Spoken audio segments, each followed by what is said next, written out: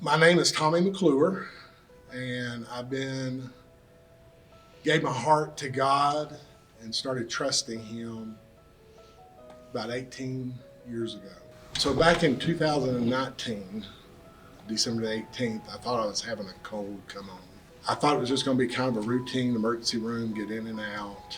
And when the doctor came in, he brought in a couple extra people, and they were saying, "You're having a heart attack, and we believe you've had a couple in the last week." And they decide, well, we're going to do a heart cath, and this heart cath is just going to tell us what's going on. Well, during the routine heart cath, my heart stops. The doctor comes in and says, "This is what we had to do. Your heart stopped, and we're going to go back in, but we want you to know that there's a 97% chance your heart's going to stop again." So they go in, and something that was supposed to take 45 minutes ended up taking about 5 hours.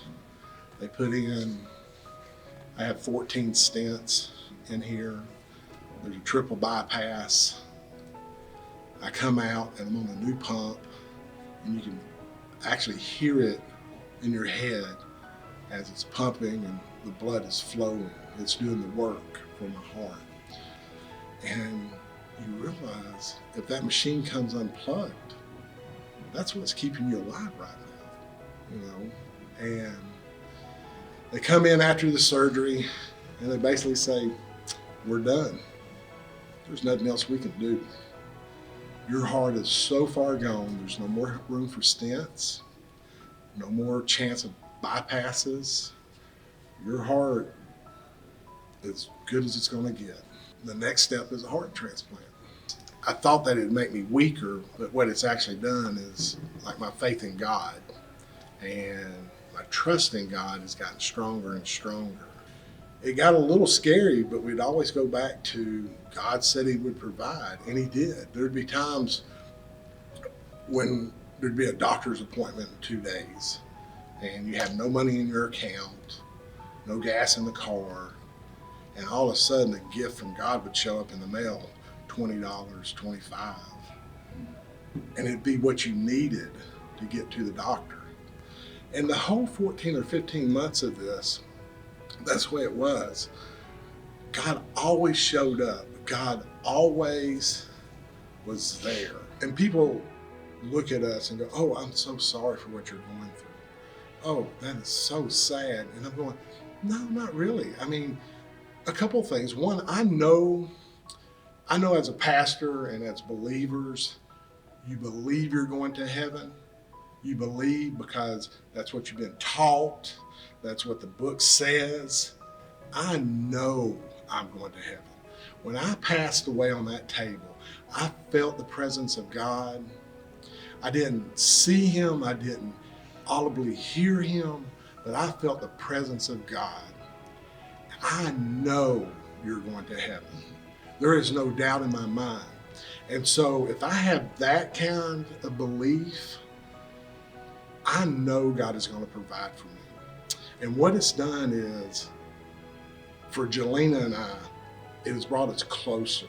The harder times got, and the rougher things got, and the darker things got, it just drew us closer together as a couple, and it drew us closer together with God, because we knew everything else could fall apart, but as long as we had God in our life, everything was going to be okay in the end.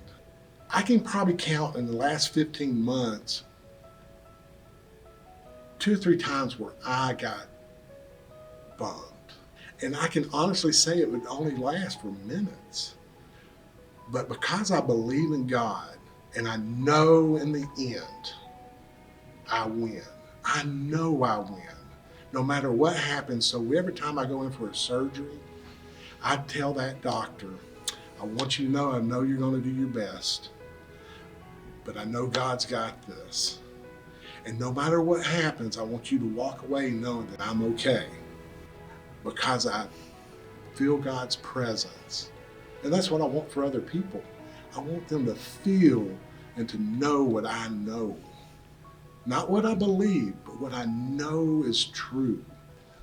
Well, I'm a potter, And I have people ask me sometimes, there's a potter in the Bible. How do you think about that? And it's kind of the way I see he works on us. He starts you out as a lump of clay, and then there's this process, and you have to be a part of it. And you have to accept that he's not trying to squeeze you and hold you down. He's trying to prepare you to become the vessel that he knows you can be. And so when I'm making a mug or a bowl or any type of vessel, I sit there and I feel that presence of God, trying to work on me and trying to make me into a useful vessel for the kingdom. In the vessels that are being made, I used to be that bowl. I would help serve people, I would do for people, and the same with the mug or the vessel that I could pour water out of. Now I kind of see myself, I can't do those things.